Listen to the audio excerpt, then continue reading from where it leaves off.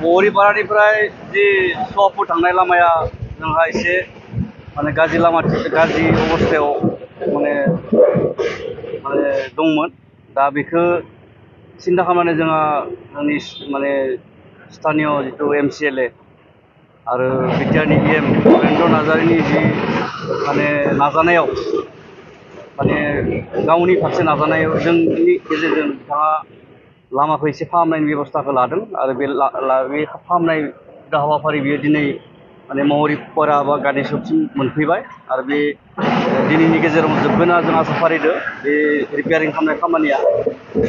दा बेखौ लानानै जोंनि गेजेराव गोबां माने गुलाय गुजाय बा साननाय बा भुल बुजाबुजि जोंनि गेजेराव माने बिभिन्न पार्टी दल संगठनफोरा एसे माने खालामनायखौ जों नुबोदों आरो आं खावलायो लामाखौ लानानै बेबायदि राजनितिनि माने गाज्रि मोनसे थासारिखौ जों लाबोनो नाङा।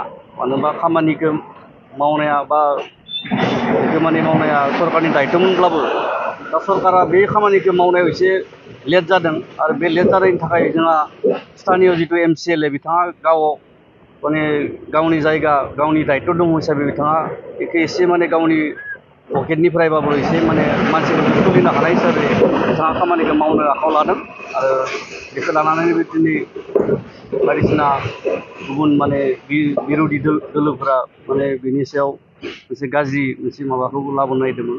दा बेखौ जों खावलायो जाहाथे बेबायदि थासारिखौ जोंनि गेजेराव लाबोनाङा। मानो होनबा डेभेलपमेन्टआ जानांगौ जों बेखौबो माने जों साननांगोन।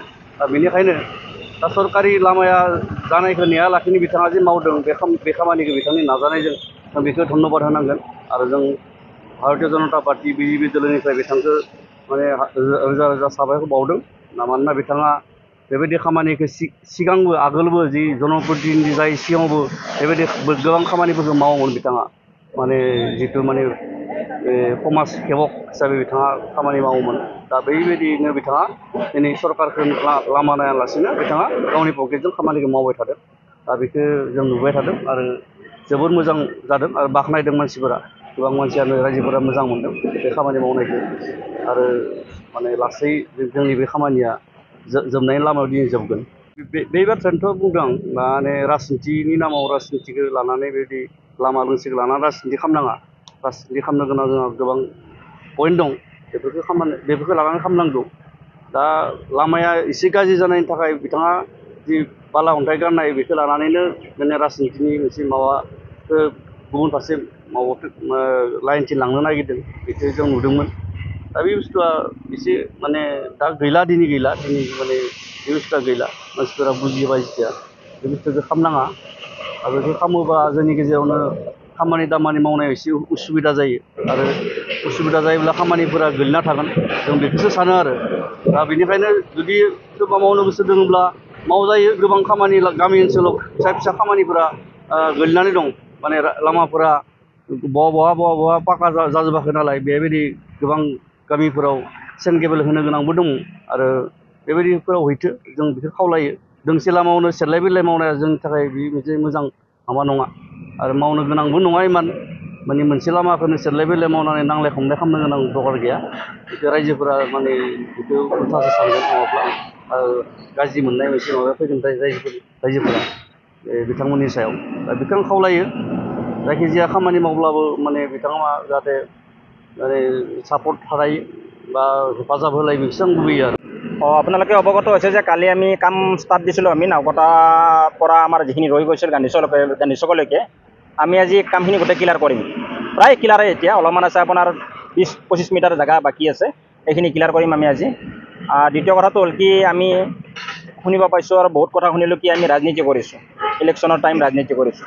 আমি কোনো ৰাজনীতি কৰা নাই। আমি যদি ৰাজনীতি কৰিব লগা হ'লহেঁতেন আমিতো মিনিমাম 100-200 কাৰ্যকৰ্তা আনি ইয়াত নামাই ৰাজনীতি কৰিলোঁ হয়। আমিতো ৰাজনীতি কৰা নাই। আৰু যদি বিৰোধী ভাবিছে কি ৰাজনীতি কৰি আছোঁ, ৰাজনীতি যদি কৰিবই লাগে আপোনালোকে গাঁৱত যাওক ৰাজনীতি কৰক। মেইন ৰাস্তাটো চমক প্ৰদক দেখাই লাভ নাই।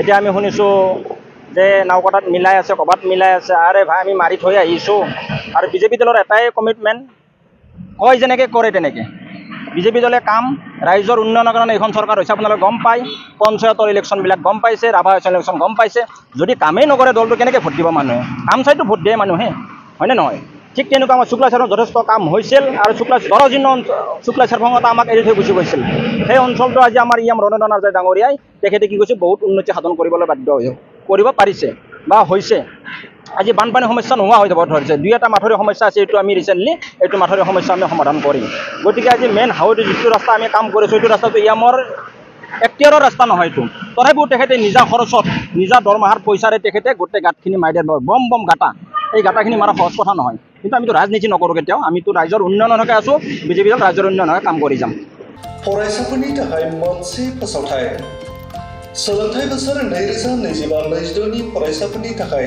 गोदानै मुं थिसननाया दासान्दि सापागुरिनि डन बस्क' डिग्री कलेजाव सोलिगासिनो डन बस्क' डिग्री कलेजाव BA अनार्सनि थाखाय बड' इक'नमिक्स इंलिश एडुकेशननि हिस्ट्री पलिटिकल साइन्स आरो BCom अनार्सनि थाखाय एकाउन्टेन्सि फाइनान्स हिउमेन रिसोर्स मेनेजमेन्टनि मुं थिसननाया सोलिगासिनो बे कलेजाव रोंगौथि गोनां फोरोंगिरिनि फोरोंथाय होनाय फरायसुला फरायसुलिफोरनि थाखाय आलादा आलादा हस्टेलनि खाबुबो दं लोगोसेनो जानो हाथाव फरायसाफोरनि थाखाय स्कलारशिपनि खाबुबो होनाय जादों जुदि गोसो गोनां फरायसाफ्रा सापागुरिनि डन बस्क' डिग्री कलेजाव गोदानै मुं थिसनोब्ला नैबे मबाइल नाम्बार 9365551959 नङाब्ला 7086117662 आव थोंजोङै फोनांजाब खालामनो हागोन।